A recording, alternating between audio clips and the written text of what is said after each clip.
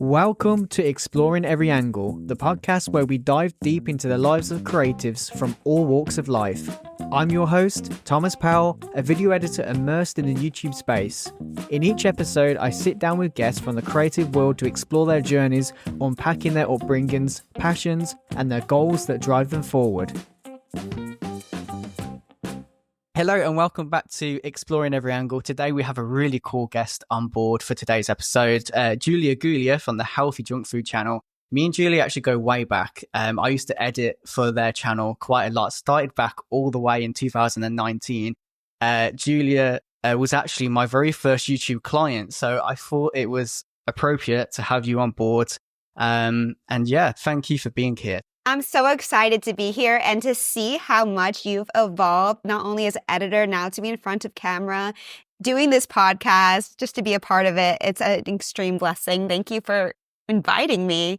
And Munchie is really excited to be here too. She's almost too excited. Yeah, Munchie, if anyone's watching this on YouTube, you'll be able to see Julia's dog right there next to her. She's a super cute. What breed is she again? She's two different breeds, isn't she? Yeah, she's a golden doodle, and I got her because she looks just like me with the same hair, 101 Dalmatian, right? She is so cute. How old is she now? She's going to be 4 tomorrow. So when this actually goes live, she'll already be 4. I remember when I was editing for you, you got Munchie and she was so tiny, and to see how big she's growing, it's just crazy. I have quite a lot of fun memories, to be honest, editing for the channel and seeing what, crazy recipes you came up with, or what travels, you'd gone on, because you did quite a lot, and you have done over the years. And yeah, that's something we will be digging into more on this podcast, because I guess just for the viewers as well, and listening, just to fill in a little bit about your channel. Healthy Junk Food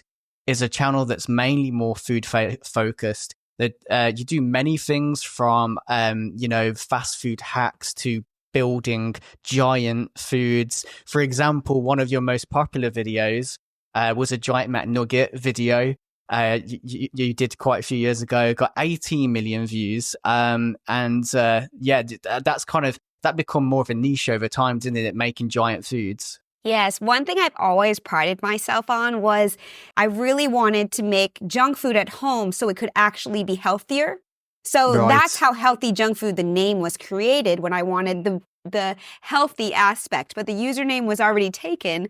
So It became HELL. So like the first, let's just say 100 recipes were all copycat recipes from fast food chains. We started to create the recipes bigger, and in a competitive way. I found it very fun to be like, how can I make this chicken nugget that I've already made the recipe before, but make it giant? So actually for that recipe, I already had the McNugget recipe in my back pocket. And the main difference was instead of probably like a couple of ounces of chicken, I used an entire pound of chicken and shaped it into a big boot and battered it the way that I already knew how to make the McNugget. And holy crap, that thing came out so gorgeous. And sitting there in the thumbnail, I understand how people had trouble not clicking it. And the other day I was out in Tampa visiting my brother and my sister-in-law for their baby shower, and I ran into somebody that saw that video, and they were like, "You're the chicken nugget girl." And I'm like, wow, like it's been like 7-8 years since that video posted, but people still know me as the chicken nugget lady. Yeah, no, because I think I actually saw that video before working for the channel as well. It must have popped up somewhere, because I remember it feeling familiar, when I watched it again. So I think I definitely saw it at the time. And like you say, it's just such a cool concept. Like, how can you not click on that? Like, and also it's smart, because everyone knows, what McDonald's is, and the McNugget itself. So to make such a supersized nugget, it's something that, people are always going to want to click on and find out what's happening. And also, it's one of those things, I think, when people click on the video, they're probably thinking, did they really make it that big? And then obviously you click on it, and yeah, it was that big. It was huge. So it was a really, really fun video. Yeah. So you've done quite a few different types of those videos over the years, from like hash browns and giant takis as well. And yeah, all sorts. Yes. Once we realized people like the giant thing, it was like, okay, we got to do more giant recipes. And the brainstorming was always my favorite part, writing the recipes, brainstorming, what can we make, what's different, what's never been created before. And it wasn't only giant recipes, but we have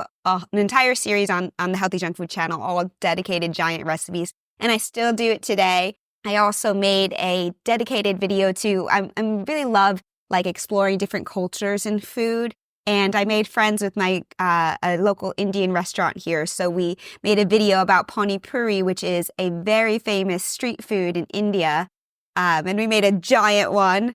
And it was just really fun to experiment and to get in with these really wonderful collaborative work. And for me, I love the home cooking aspect, but the opportunity to work in kitchens, it's a dream come true.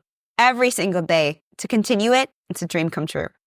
That's awesome. And yeah, I think I might have a few questions as well about working in different kitchens and different places, because you've done so much of that as well. But I think I want to also bring it back just before you started your channel, actually. Have a few questions about your upbringing. So to start with, you obviously, you were brought up in New York with your Jewish family. What was your upbringing like? You know, and how was that growing up in New York at a young age? So everyone says, oh, you're from New York, what part of the city? But I'm an upstate New Yorker. But I grew up, and when my mom and dad were together, it was 100% Jewish family. So I did go to temple on the weekends and, you know, celebrating Yom Kippur and Hanukkah. And I actually didn't get to the point of getting a bat mitzvah. But when I was in right after college, I did get a chance to do a birthright trip. So it was wonderful to be able to travel to Israel and see a little bit of Jerusalem and take on my culture a little bit. But that was before I filmed videos. So there's no videos of that. Yeah. That was a long time ago. But to be able to like be in Jerusalem and see that, that's how I started to learn things a little bit more. Like I've always been the type of person that needs to live it to learn it. And I see that even in my day-to-day today. Like, wow, like I would have never known that this or this could happen, but now I know, so I'm stronger and better for the future. And as many times you read, or I read about, like, per se, Jerusalem, growing up in Sunday school, I never really knew that it was real. It just looked like this drawing or this, like, kind of, I don't know, like fake space or a fake place, and then you go. But I always did a ton of cooking. My mom loved to cook. My dad did not love to cook. And I have 6 brothers, so they love to make babies, though. So they had tons of children, and I actually ended up being the only girl. So David, Michael, Alex, Gabriel, Jacob, and Nathan, 3 older, 3 younger. Lucky because I'm tough, I guess. I can be tough on certain days, but we all have most women have their feminine side. Some men do too.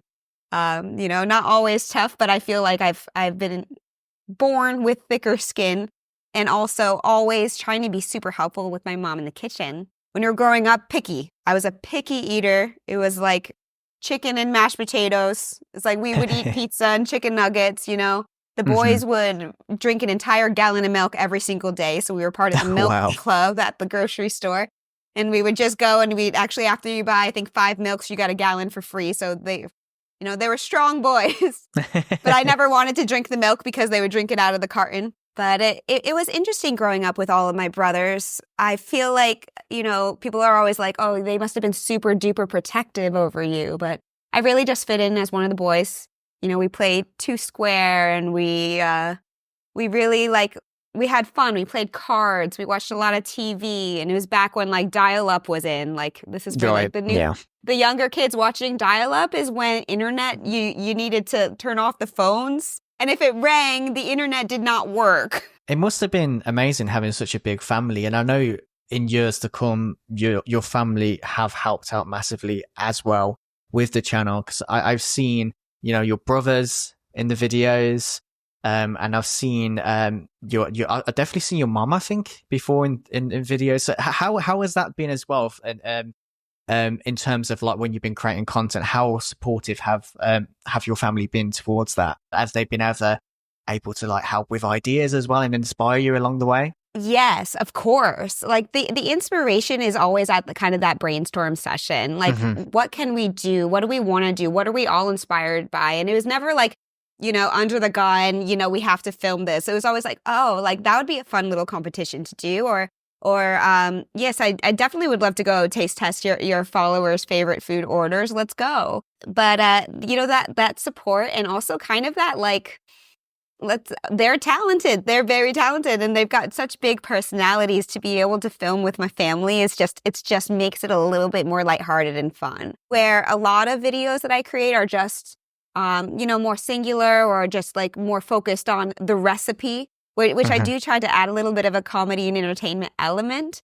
It's nice to have like a little bit of character. And like, actually one of my favorite videos I posted recently is a video vlog of like 72 hours of only eating what my grandfather eats. And he just turned 96. Wow. I was hanging out with him for 3 days while my mom took a couple of days to visit her husband now. So I have a new stepdad. He lives in Ohio, but he also owns a home in Greece. So he's like, Julia, we're going to Athens soon. So that's something to look forward to. And of course, when that happens, I'll create videos to share with you and everyone. Yeah, Greece is amazing. I've been. I'd like to go to more places. So far, I've been to Crete and Rhodes, but it's nice because you have like mainland Greece, but then you have all the Greek islands. So definitely recommend it. It's a lovely place to go, and the food's really nice there as well. That's what they keep saying, and my mom went with my stepdad now, and they said throughout the entire time that they were there, they said, Julia would like this. Julia would like that. And I'm just like, gosh, like that's so thoughtful. And I really do look forward to visiting next time that they go. Before you started making YouTube videos, you studied music. What led you down this path? I always was obsessed with the radio and music. And my mom was so good. She allowed me to like experiment with all of the different instruments to try to figure out what was my instrument, where I was always in choir. At first I was like, I want to do the flute, and then I couldn't make any noise out of it because I guess you have to like it's like a whole thing. And then I was like, I went for the clarinet, and then I played the cello. And then my brother gave me a guitar for Christmas one year. I might have been 15 or 16 years old. And I fell in love with the instrument. And I realized this is my passion. I decided when it came to college for me that I needed to do something that made me happy. And if I'm going to get educated, I needed to figure that out. And yes, I was a big fangirl of the pop stars, where I listened to rock and roll and jazz and all of that, even like reggae. Like I would hear and like kind of like think like, wow, like these Britney Spears, these like big pop stars out there. I didn't think I was going to be Britney, but I was like, can I be like a Britney? So when I started applying for university, I found a SUNY school in New York that has a music industry program. And I got in and I was like, whoa, I got into school. This is great. So I started studying, and through studying, what I did realize was that as much as I am passionate for songwriting and producing music, I did that for several years. I actually did record my own album that I've never released on YouTube, by the way. Oh, okay, kind of like cool. my secret hobby, my secret talent. That I love writing music. I actually was the president of the Songwriters Club in my university. I also hosted an open mic at a very large theater for several years. And the hosting, what it did was it gave me the insight to what I really loved most, which is sharing opportunities and giving people opportunities to perform and showcase what they're good at. It's always good to have other passions as well. And I think it's because I like music as well, and I've always liked the thought of like more playing instruments. I've been a bit on and off with it over the years and never really got into it, but it is something like I have been interested in. It's always nice having other interests there, and you find like for yourself with music, it can also help then go into other areas, like you said, the more kind of teaching side of it. Like you kind of brought that across to your channel now, and you're teaching people how to do different things with like the food you make. So it kind of carries across, and it's nice seeing that when that can happen. I'd love to mention too that those little opportunities that I had that were to me little, but to other people that know this story, and I've spoken with some of my friends from college that are like, Julia, when you were in college, you were Julia's open mic. That's what the show was called, actually. I have some old posters. Sorry, 1 second. This is broken, but like this is like an old poster from the theater. Oh, wow. It's glaring. But like I used to host these big shows. Oh, here's another one. I would host it at different places. That's awesome. I have to reframe those then this. when you did those open mics? So when I was still in college, I graduated college 2012. And then I did it for a couple years after. So 2011, 10, 11, 12, 13, 14, 15, I was hosting these shows. It was at this huge theater.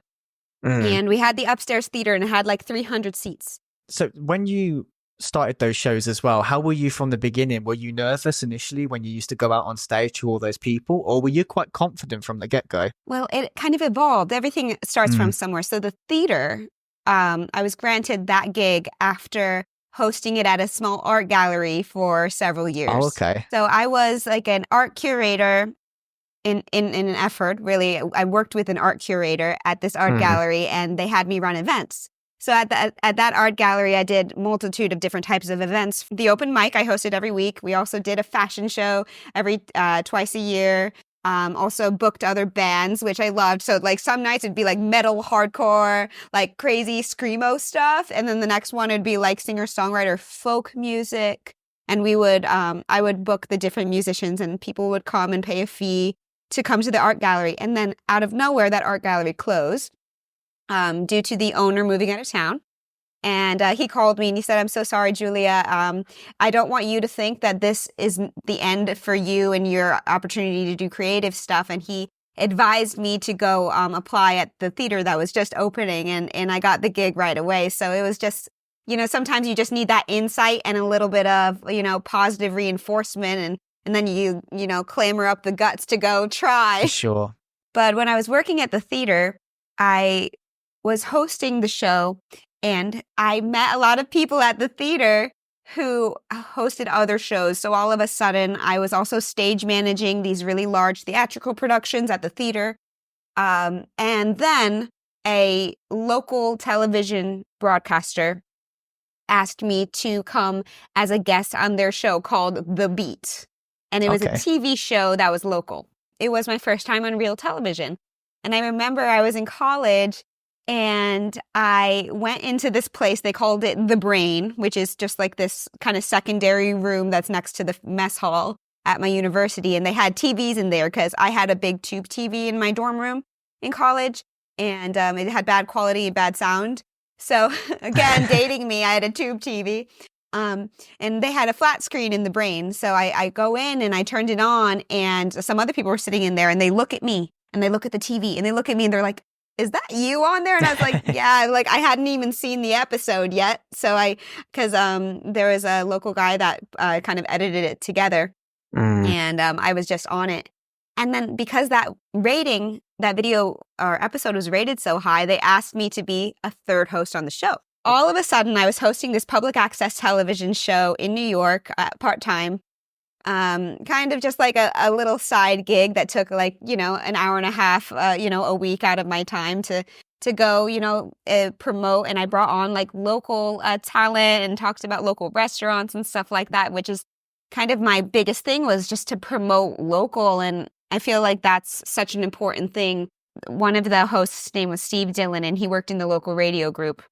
So when I graduated college, he and I were very close friends and him and his family were just so lovely. He said to his boss that I should be hired at the radio group. So all of a sudden, I got a job after college working at Town Square Media as a radio copywriter. So I worked at the radio group for like 3.5 years. Intermittently started the YouTube channel at that time. So that's when the recipe video started. Oh, wow. Okay. That's a lot of stuff I didn't know about you, actually. So that's super cool to learn that. And it sounds like just so many different things that you would have learned off as well. Then going into the channel with, like I mentioned before, like even just like going back to the stage shows when you used to talk to people on there and, it kind of helps you build those skills for the channel. So I can kind of see that, how it all formed into like what you're doing now.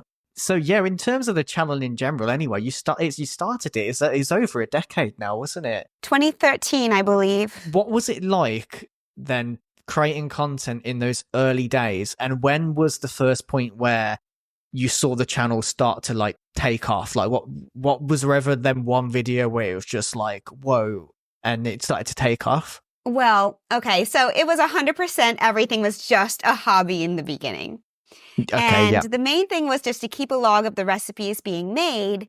That way they were not forgotten if we ever wanted to make them again. So 2013, 2014, 2015, absolutely nothing. And actually, it was more of me cooking and less of my face in the first year or so. And then we got an email from this company called Tastemade that was like, we have to put Julia's face in these videos more, and they would sign us. Back then, it was very common to have multi-channel networks, and they would kind of manage and make sure that you'd get promoted in a certain way. And anyways, just to get any type of vibe of attention from a big company felt like a win. So I can't remember the exact year. I'd have to triple check, but let's just say that happened to 2014. And then like I put my face more in it. It was so much cooking, so much brainstorming, so much putting the recipes together, the grocery shopping, the dishes, everything, that goes into the production that nobody really thinks about. You watch a 10-minute long video. It's just like, but that kitchen was a mess afterwards. Like, okay, dishes don't take a lot of brain work, but it takes a lot of effort. So we started with just filming with iPhones, and to date back to 2010, these new iPhones have like crazy cameras, okay? So the quality was way different. The whole like storyline was different. The music choices were different, everything. And I feel like that's a lot of what's changed and evolved. Not to say that you need to have the biggest, heaviest, craziest equipment to be successful, but actually now you can do it with an iPhone even better than before. Whereas, years ago you couldn't do that. You had to have like an actual proper camera, but because of phones evolving as much as they have now, you can you can use it pretty much for anything really. It's amazing. Exactly. And that's one thing where it's just like that I think that's like the major thing that's evolved. The ability to continue to branch off and create more recipes and content it's always been like, for me, my favorite part is just to figure out something that people are going to like or something that's interesting. Like one of my favorite examples is I was sitting in a bar and I'm just sitting there and I'm looking at a menu and I'm like, I see mozzarella sticks, I see curly fries, and just in my brain come up with curly mozzarella sticks. I'm like, can it even be done? And then, going into the kind of like a test kitchen scenario of trying and then making something that, I would say it's super duper unconventional and I wouldn't recommend anyone make it. But look it has been done. A curly mozzarella stick, boom. So to move forward with when it was well known that this is actually going to work, I remember that YouTube tweeted a picture of one of the recipes that was made. It was a Burger King copycat recipe of like a super long burger. Something like a super long burger. I don't know if they still have it at Burger King. I don't think so, but it was a promo from back when. And then we went to VidCon, and during that time, Burger King came out with this thing called Mac and Cheetos. So right after VidCon, went right into the kitchen and made a copycat recipe for mac and Cheetos, and that video went viral. At the time, I was working in radio, but I also worked part-time as a bartender at a restaurant, always working several jobs. The mac and Cheetos, I remember sitting in the restaurant and the video is just going viral and people are subscribing, and it's something like I've never seen. Met some other like really wonderful YouTubers back in the day too that gave that vote of confidence, and even had given shout outs on their YouTube channels, where one time this really awesome content creator, his name back then was Rob Dyke, and he made these like controversial criminal like documentaries about like murderer mysteries and stuff like that. But now I believe he goes online as Rob Gavigan, because I guess saying Rob Dyke is not okay because it's not PC. But that's his name, which is whatever. It is what it is. Right, yeah. He shouted the channel out, and in that one day, we were ranked like number 3 or 4 top growing YouTube channel for the day. And it was just like, whoa, this is actually happening.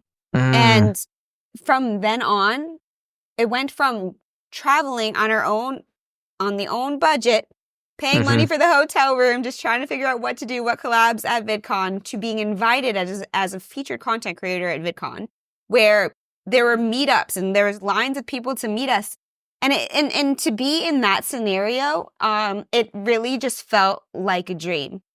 And I've always been the type of person, if a fan or a follower comes up to me and says they love what I do and they want a picture or whatever, I have to ask them, what do you like? What do you want to see? What's more like, and it's super personal, you know, to have someone and they ask about my dog and they ask how things are going. And it's just like, wow, these people really give a damn. And when you put yourself out there and there is like this like kind of like world of haters and terribleness, but there's also this like elevated opportunity to be able to reach people and do good. And I'm like, that's where I want to live. You can't ignore the negativity, but you can't let that be the only thing that runs your thought processes, because that's the one thing that can really like stunt creativity and growth, you know? For sure. Yeah, for sure. And it's always nice as well when you can do something that kind of just like, even if it's just as simple as you put out a video and it makes someone's day, you know, it's sparking those types of moments, I think, are really nice when you're like a content creator. It's good having that connection, definitely for sure with the audience. What point then did you, because you said obviously that the channel started to blow up when you made that video. At what point then did you make it a full-time thing? Because obviously you said you were kind of juggling that and the radio. So when was the switch? So it's also a little bit convoluted, but I quit the radio job because one of my bosses at the time came in and said, what's this? You're promoting selfie stick? And that was maybe the first promotion, like, you know, when they you know, somebody pays you for a sponsorship on the channel. Because I was contracted at the radio group to do promotions for them, I wasn't supposed to do promotions for the YouTube channel because it was, I guess, contracted for me not to. So from then on, I was kind of trying to figure out how to get out of radio. So I got a job. I went to go sell radio at a local law firm. I have a lot of hats, by the way. This one is my legal hat, where I was an assistant to an attorney for several years, and then in the part-time, I continued my job at the restaurant. So I always had two jobs while living in New York. The thing with my legal job was it just was very unfulfilling. Like just being at a mahogany desk and, you know, just writing stuff on a computer where I can't negate the fact that I learned so much from that job, and the attorney I worked for was awesome.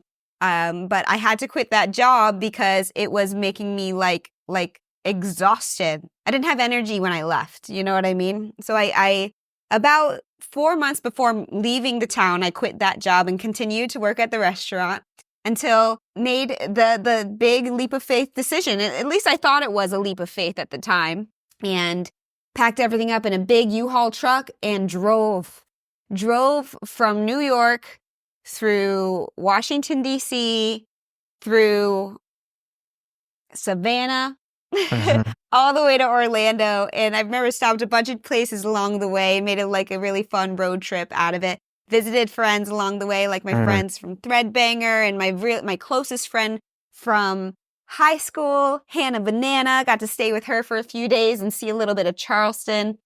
And those types of road trips, those types of experiences are just like, it's not once in a lifetime. For anyone that's like, I could never do that. Do it. If you want to do something, go, you know, make it happen. And I like saying leap of faith because, well, I didn't really know, other than, you know, where we picked online, where we're going to live, what's going to happen, who are you going to meet. Yeah, it's a bit of one of those decisions where you just don't really know how it's going to go, but you have the faith that it's going to go, you know, how the way you hope it will. But there's always that uncertainty.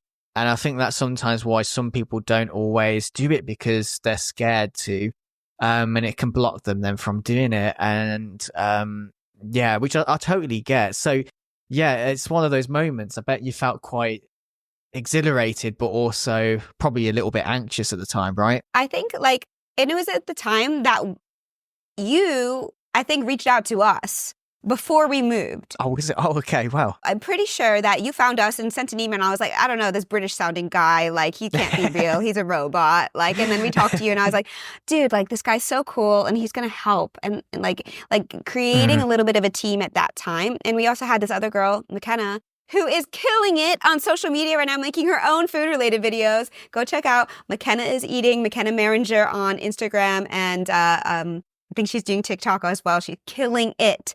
And just like you, and tell me if I'm wrong, that like when you get an opportunity to practice doing something maybe you wouldn't have done because maybe you weren't filming the content, being able to do that back end work really can create an opportunity for you to do the same thing later. Just like me hosting the shows at the theater gave me more opportunities to be able to, well, have a little bit of the gift of gab and hopefully figure out what people are like most interested in hearing or seeing. But McKenna was working in editing for us for several years before you came on. And then we had you and McKenna helping on the move. If I remember correctly, I swear I started talking to you. It was the back end of like December 2018, I want to say. And then I think I actually started editing for you in 2019. I think that's what happened. So then the move was right around then.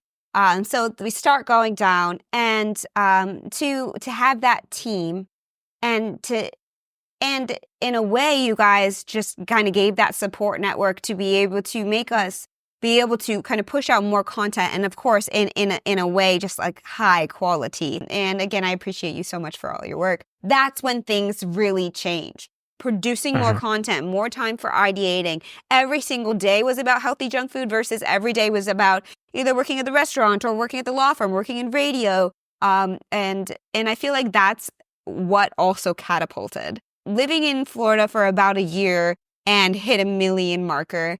And I remember it was 1 million subscribers. That's what I mean by marker. I remember being downtown Orlando and went out with some new friends that I had met in the building that I was living in, and ended up eating tacos at this really cool little taco spot. I'm sitting there watching the tracker, because the subscriber count tracker, and it hit 1 million, and, I had a cheers and ate a taco, and it was just like the best moment to move, take that leap of faith, and then be granted with a little bit of validation that it's working, just keep pushing. And at the 1 million marker, it just, for me, felt like, keep going. This is working. And it kept growing and growing to a point where I think it was like 2.5-ish million about a couple years ago. And then short form content became like the thing because, the TikTok and the Instagram reels and everything. Once the channel started posting short form content, the channel skyrocketed in subscribers again. And it hit over 3 million subscribers. Right now, it's actually under 3 million subscribers. But that's because I talked to my YouTube partner manager who said, Julia, your channel is getting screwed up because all of your new subscribers just are focusing on short form content. Where when it comes to YouTube, they're looking for long form content to be more kind of mediated, especially when it comes to being a working business. And that was about a little less than 2 years ago. So after the big blow up of subscribers. So I took the partner manager's advice. He said, take down all of the shorts from the channel. And after you take down the shorts from the channel, just keep posting longer videos. And from there, the HJF Shorts channel was created where all of the shorts are on a different channel. But now YouTube changed again, of course, which is, it's so staying on top of it and staying educated and staying like in tune with things can be something that people are like, oh, that's why I can't do that. That's what this podcast is all about. Like if somebody watching this, they can get a little bit inspired to take on something creatively. If it's in a social media realm or if it's anything else in their life, like go for it. Like you can think and you can plan all day, but until you turn the camera on and start cooking, in my case, like it's just not happening. Until you try, you can't, make it happen. What you don't want to happen is if you don't try, you'll always have that like thought in your head, then what could have been. So I'd rather try, find out the answer to what could have been. And at least even if it doesn't work out, at least you can say to yourself, I tried that, I give it a good go. And you can be proud of yourself that you tried it. And then you can also try it. And then on the flip side, it could be a massive success. And then you're reaping the benefits and the rewards of that. So always try.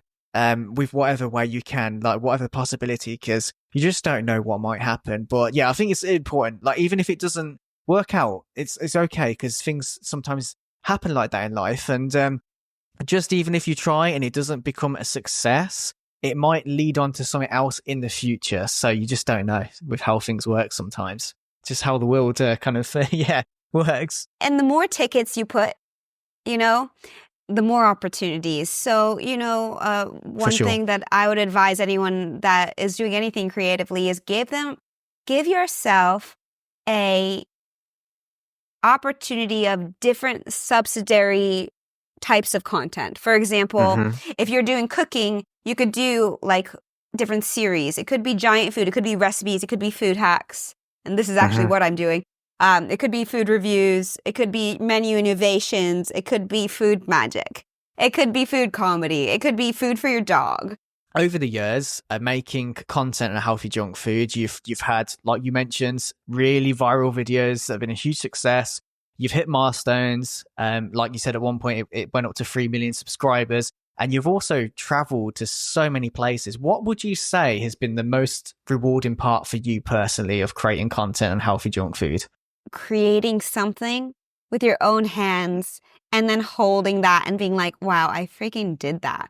And that's why like I still thrive on cooking, but I want to get back into like this whole DIY, like doing things like in an engineering, constructive, like creative artwork perspective, like making things bigger, but not just the food, like the cartons, the containers that they come in and like just so that when somebody sees something that I do, that their mouth drops. Oh yeah, because that's correct. When sometimes you replicate these foods. So say if you're replicating something from a particular fast food brand, you not only just make the food sometimes, but so if you make a giant, I don't know, French fry, you might also create the packaging for it.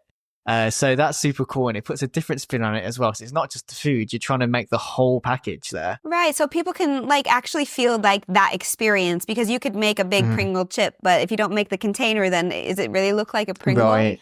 But actually really recently I made a short form content because Burger King came out with this big dip ranch. So it's like a ranch sauce packet, but it's quite large. And I went over to my local Burger King and they don't have it here. They only have it at some outlets in the US. So I made one myself. And on Facebook, it got nearly 1 million views, like 250 something thousand on Instagram. And actually, I'm going to make a video about it. I just haven't done it yet. But Burger King sent me this really lovely care package and like a really cute note saying, thank you so much. Your work is not going unnoticed. And they sent me like 5 ranch packets, like the big dip ones. So now I have a bunch of ranch. That's awesome. And they gave me like a cool sweater, like a Burger King sweater. And, you know, it's not a sponsorship. It's a gift that they gave. And I really do appreciate them reaching out to kind of just give some kudos for, you know, my passion, which is to look at something and be like, oh, I can't get that. Well, I'm going to make it. And it must feel even more rewarding, right? When you're doing a recipe like that and then the actual brands, organization who own that come to you and compliment you. That must make it even more rewarding for yourself. I nearly teared up. And because they said love Burger King, I was like, they love me. Like this, you know, and as cheesy as it sounds, it does feel amazing because I don't expect it, you know, but when I look at a project and I think, how can I do this? Can I make this? And you put in your effort, and for them to say it's not going unnoticed, it's just like, it's a big win. Yeah, for sure. That's awesome. So going forward into the future with healthy junk food, do you have any goals or opportunities that you'd love to pursue? Gosh, well, my main goal right now is just to keep the page going, like keep creating content that people are going to love.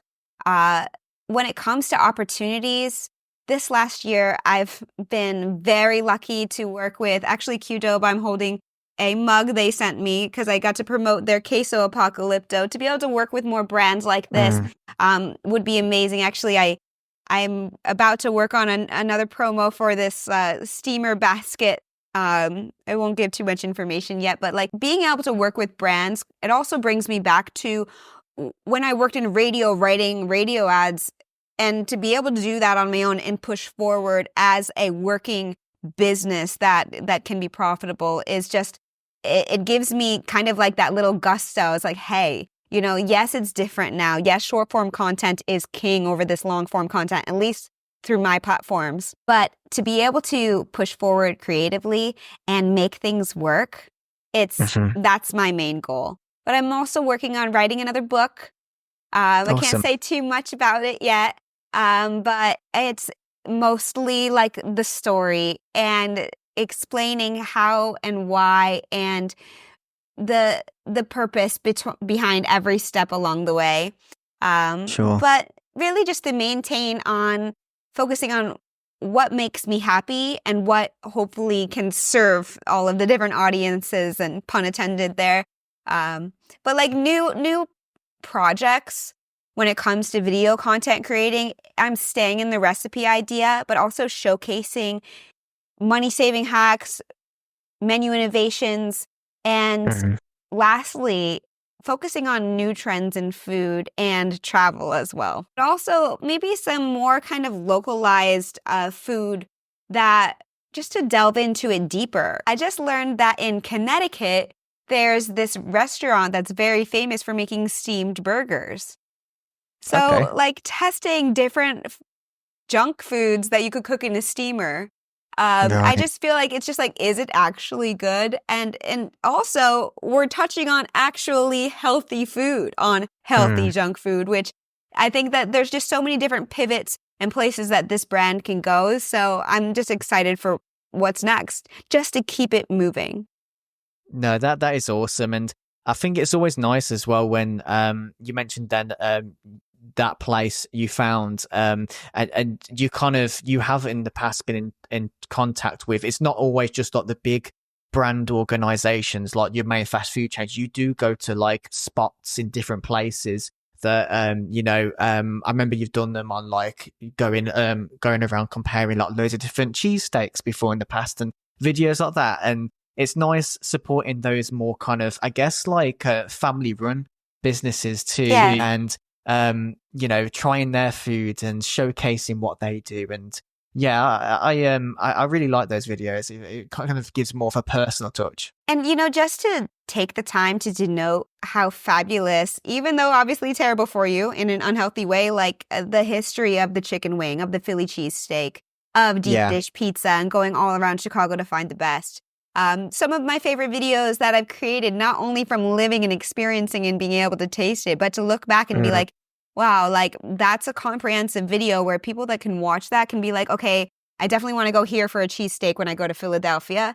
Or maybe, budgetarily, it could be a recommendation, like maybe, based on price, location, etc. What is the best opportunity for you? So, but I love to be able to taste test and rank different foods, and that's where when it comes to food, at least for me in my category, like I feel like limitless. Where if I was a singer,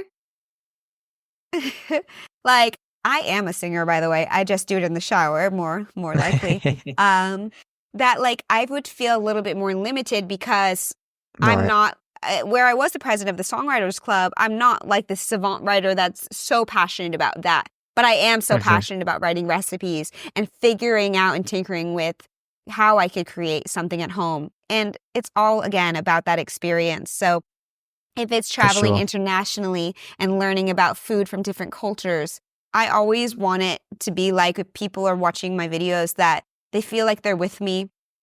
Like I genuinely want to have a connection with the people that are watching, and I want to hopefully make somebody smile. I do like work really hard to edit my content, and now for about 4 or 5 months now, I've been 100% editing all my content on my own. To take it on my own really has given me the palette and the paintbrush, and I just love it because now instead of kind of having that back and forth of, oh, I'm going to take that part out, or I don't like that graphic, or change that font, or little things, to be like, yes, it's a little bit more of a time dedication, but I love my work so much more. And I do find that it's more impactful. Getting more views, getting more positive interaction and comments, likes, etc. And I see it. And also the turnaround, it takes more time, but the turnaround is quicker. So if I film a short form video, I can edit that the same day and post it. If I film a long form video, it still might take me 15, 25 hours to edit, but it's on my own time. That's awesome. And I can imagine just how much more that must feel rewarding, because there's a lot that goes into the editing that you kind of have to learn as well. So it's going to be like, for you to have the full control now of not just filming it, but you're now taking that process into the editing stage as well. You've got the whole thing now that you're kind of like putting from start to finish and wrapping it up and then putting it out there for the audience to see. So it just must feel really good. And I can say for sure as well, from when you first started editing by yourself to now, you have improved massively. I remember watching the Burger King Wednesday Whopper video, and I thought that was really cool, and it was really well done. Thank you. It was really quirky, and I liked that you were also portraying the character Wednesday in it too. But I watched that and I saw how much you've changed as well, because I remember when you first started editing, and back then as well, you were asking me for like just what I thought about the video and stuff, and we were talking. So to see the change from then to now, it's been really awesome. So yeah, you've really, really improved. Well, what I've learned substantially, and for anyone that's starting to film as a beginner, that like what I wasn't doing appropriately was figuring out exactly my lighting and my cameras appropriately. Like one video, I thought like the concept to me was amazing, where I was doing this land, sea, and air burger thing, but I was doing it with different types of chains instead of just the McDonald's version. But I used a green screen the entire time. And when I used the green screen to change the color of the background, it actually made the food look gray and washed out. Like little things I learned more specifically, where I probably could have tested something like that in the past and known better, but like I've been more experimental now. Moving from kitchens and figuring out what is like the best background and where I want to be, which is also why when I first I started hosting as a solo host, I was doing lots of things just like out at restaurants and just ranking places, etc. And now I'm like getting back into the kitchen, way more recipes. And I feel like the storytelling aspect is 100% my favorite part. Just did a video also recreating SpongeBob's Krabby Patty at home. And I love that I could kind of take a little spin-off of the SpongeBob cartoon and kind of do like act outs in there as if I was SpongeBob making Krabby Patties, in Bikini Bottom. So I'm trying to like take inspiration from what makes me happy, which are shows and like food and like the funniness, where I can add this like entertaining value to my food videos and not just be here's how to make mozzarella sticks. But I also want to do this video about like there's these new companies now out there, like one's called Too Good To Go, where you pay less money for like this package of food, and you just have to pick it up at a certain time period. So instead of costing $15, maybe it'll cost $4, and you just get food from different places and just testing it out. Too good to go. Is it worth it? So I think styles of videos like this are super interesting to me, just to prospectively take on like a challenge, like only eating Too Good To Go for a day and seeing what comes out of these surprise packages. Something I've been brainstorming on now. If I don't do it, somebody else do it. But in New York City, I know they have hundreds of vendors that are offering this service, excuse me. But in Florida, there's like 15, in Orlando specific. So it'll be kind of funny to take on, the pizzeria or the Circle K or the little chocolate shop that like maybe has, chocolates that are delicious, but possibly they got overexposed or, they made too many of them, so they're selling them for cheaper. So what's in these bags? So I'm not going to stick to only cooking, but do absolutely love cooking. And I feel like that's like the next step. So the next step is just don't stop. You can really hear the passion that you still have, even all like after all these years, it's still there, and that's great to see. Like just you even talking about it, you can hear the passion in your voice that you have for all of this. Well, when it comes down to it, there's lots of roles. And from the past, I always had many hats. When I tell people about jobs I had in the past, like we discussed today, they're like, wait, you worked as a paralegal at a law firm? Oh, you wrote radio ads? Oh, you were a bartender? Oh, you got a music degree? You hosted an open mic? And it's just like, you hosted a public access television show. Everything leads to where you go. And, you know, it never was about money for me. It was always about what can I do? What can I share? How can I make somebody smile or happy? And to be able to, you know, work with incredibly talented people like you and my family along the way, it's just made everything an extreme blessing. And after 10 years to be still making videos is really freaking awesome. Even if my most watched platform is Instagram, I feel like, you know, where things and you know, the world keeps changing, I find that the passion just doesn't die.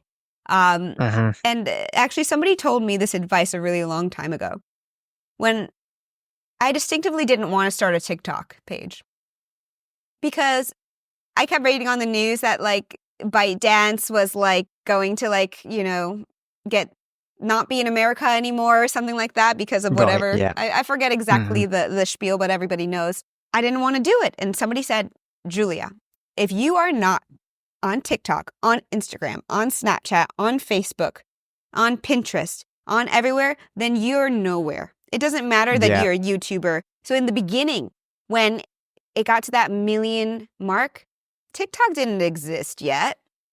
When it got to 1.5 million, 2 million, TikTok didn't exist yet. When the videos were getting 1 million views within a month, 30,000 views in a day, TikTok didn't exist yet. And people's attention spans were longer. So now that short form has really taken over, I've been focusing so much on that. So I've been doing like 3 to 5 short form videos I've been posting every week. And I really love making them. It also, because I'm a long form editor and content creator, the short form is a little bit easier for me to make them.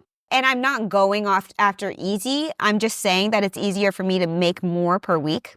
Yeah, you can turn around more than what you would a long form video for sure. And when it comes down to like those little nitty gritty details, when it comes to a long form video, like because of that, like my goal for the last 1.5 years or so is 1 long form video a week. And then if I get more done, it'll be 2. And 3 to 5 short form videos a week, and all food oriented. And it's everything from desserts to fast food reviews, food hacks, money saving hacks.